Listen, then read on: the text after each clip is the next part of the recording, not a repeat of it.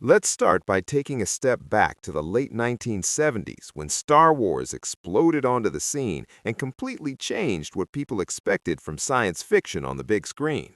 Everyone was hungry for more space adventures, lasers, spaceships, heroes battling evil empires, and television networks saw an opportunity to cash in on that frenzy. That's exactly where Buck Rogers in the 25th Century comes into the picture. Produced by Glen A. Larson, the same guy behind Battlestar Galactica, this show was designed to ride that wave. It began as a theatrical movie in 1979 that actually did pretty well at the box office, pulling in over $20 million, which was enough to greenlight a full series on NBC, starring Gil Gerard as Captain William Buck Rogers, a NASA pilot from 1987 whose shuttle malfunctions and freezes him in suspended animation for over 500 years. When he wakes up in 2491, Earth has recovered from a devastating nuclear war, but it's still vulnerable to all sorts of threats from across the galaxy. Buck, with his old-school charm, quick wit, and fighting skills, becomes this unlikely hero, helping the Earth Defense Directorate fend off invaders and schemers. The supporting cast really brought it to life.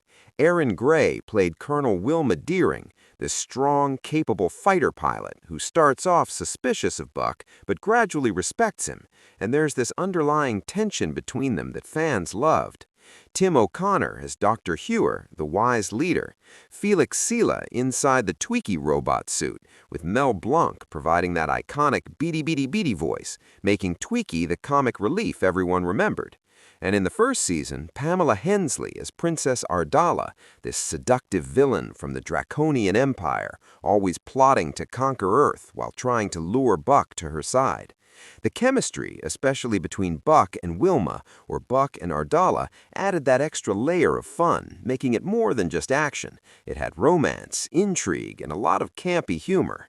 The first season leaned into that disco-era vibe, with tight spandex uniforms, flashy effects, and a lighter tone, Buck often cracking jokes referencing 20th century culture that confused everyone around him.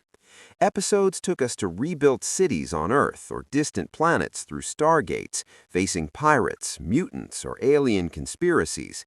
Guest stars popped up, like Jamie Lee Curtis in an early role, or even Buster Crabbe, the original Buck Rogers from the old serials, paying homage to the character's roots, going all the way back to the 1920s comic strip by Philip Francis Nolan that inspired everything. But here's where things get interesting. The show wasn't without its controversies. Behind the scenes, there were reports of tensions. Gil Gerard reportedly wasn't thrilled with how prominent Wilma became in the pilot, and that influenced changes, making her character softer in the series to keep the focus on Buck. Critics at the time had mixed feelings. Some loved the escapist fun, the practical effects, the adventurous spirit, calling it a perfect Saturday night watch for families. Others slammed it for being too cheesy, too derivative of Star Wars with wooden acting or silly plots. One reviewer even put it on a list of the worst sci-fi shows ever. But looking back, that campiness is part of what makes it endearing today.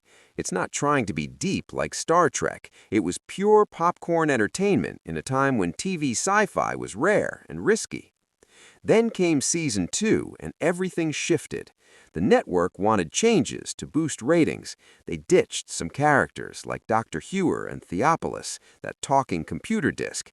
Twiki got a voice change, which annoyed fans, and the whole setup moved to the Starship Searcher, where Buck, Wilma, and new folks like Admiral Asimov, played by Jay Garner, and Dr. Goodfellow were searching for lost human colonies. It introduced Hawk, this Birdman alien, played by Tom Christopher, who became a standout with his tragic backstory. But overall, the tone got more serious, less fun.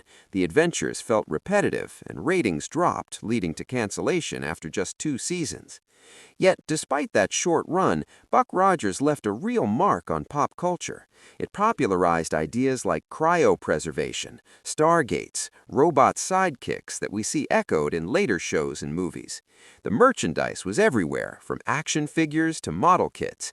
Kids grew up playing with ray guns inspired by Buck's blaster, and that phrase, Buck Rogers stuff, became slang for anything futuristic and outlandish.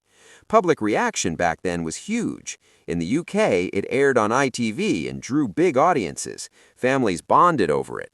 But there was criticism, too, for being too sexy with those outfits, or too violent for kids' TV in a post-nuclear war setting. It subtly reflected Cold War fears about annihilation and rebuilding society. Buck's outsider perspective let the show comment on how humanity could lose its way or find hope again through ingenuity and courage.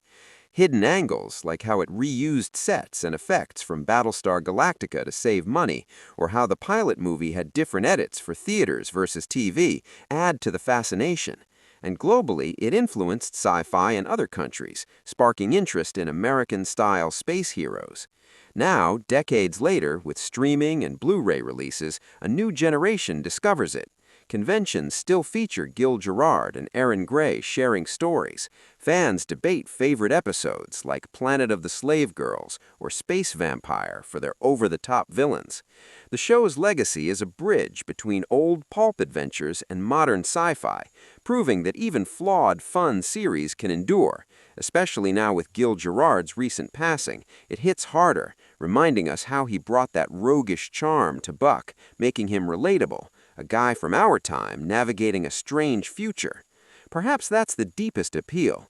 Buck represents optimism, that no matter how dark things get, humanity bounces back, explores, unites against threats, and keeps a sense of humor along the way.